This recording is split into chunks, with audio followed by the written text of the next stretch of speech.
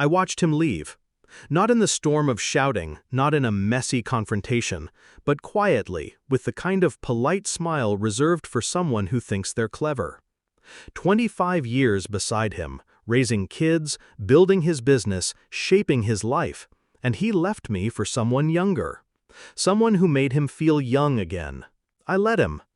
I remember the first time I met him. It was a Thursday, unremarkable in every way, yet my life pivoted on that moment.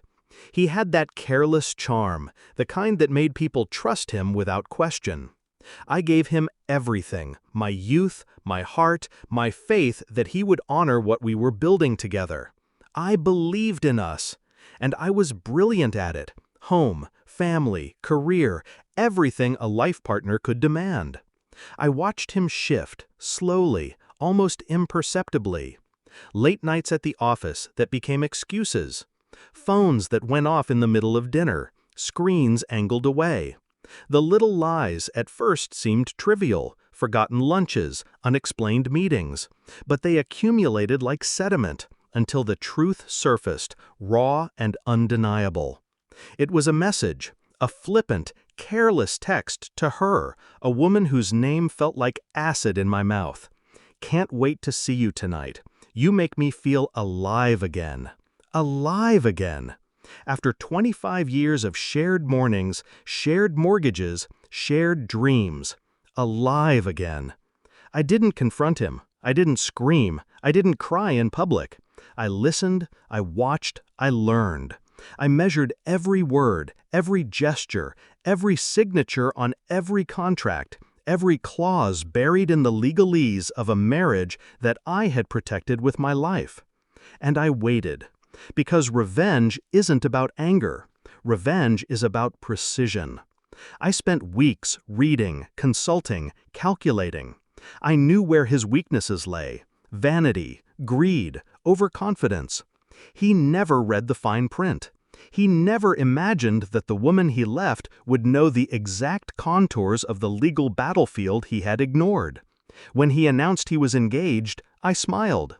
I bought the perfect gift for her. A beautiful frame, polished, elegant, with a single artifact inside. Our prenup. Signed, dated, legal, absolute. I watched her eyes sparkle politely as she received it. She smiled. That polite, dismissive smile. She didn't see it yet. She didn't know that the paper she held carried every one of his liabilities, every unsavory clause that could make her life difficult. That smile would fracture. I knew it would. I left her to her curiosity and waited. A week later, she called him. I imagine it was confusion first, the polite questions turning into a creeping, suffocating realization, then panic, then fury. I didn't need to be present. I had built my revenge to move in perfect silence, like a ghost leaving footprints he would never anticipate. He confronted me months later, in his new house, thinking he could intimidate me. He leaned in, arrogant, expecting tears or rage. I poured him a glass of wine, looked him straight in the eye, and said, "She's going to read it. Every clause. Every line. And then she'll know everything you hoped she wouldn't." His face shifted. Confusion, denial, then the faintest trace of fear. I let him stew. I let the tension do the work I didn't need to finish. He realized, too late, that I hadn't needed to shout, hadn't needed witnesses. The law, the truth, and the precision of my patience had spoken louder than any cry. The final act wasn't messy. No slamming doors, no public humiliation. It was subtle. He tried to manipulate, to charm, to reassure.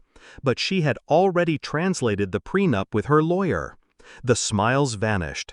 The polite nods stiffened. The foundation of his new life, the one he thought was built on novelty, lust, and youth, crumbled under the weight of legal reality. I walked away that day, lighter than I had in years. Not because I had won against him in the way people celebrate, but because I had preserved my integrity, my intellect, my dignity. He had been arrogant, foolish, careless. I had been deliberate, patient, exacting. The final satisfaction wasn't in the arguments, the exposure, or even his humiliation. It was in the quiet knowledge that I had controlled the narrative from the moment I realized he was capable of betrayal. He had been reckless, I had been strategic. He thought he was free. I had taught him the true cost of his decisions. I never needed to yell. I never needed to cry. I simply let the law, my patience, and my understanding of human weakness do the work. And they did. Now, when I look back on those 25 years, I don't feel pain. I feel clarity. Every sacrifice, every ounce of energy, every act of trust has been repaid. Not in vengeance that left me hollow, but in justice that left me whole. He is older now, in ways he hadn't anticipated. She is older, weighed down by the reality of what she married into. I am older too, but lighter, wiser, and free. Sometimes I imagine him, staring at that framed prenup on their wall, the polite smile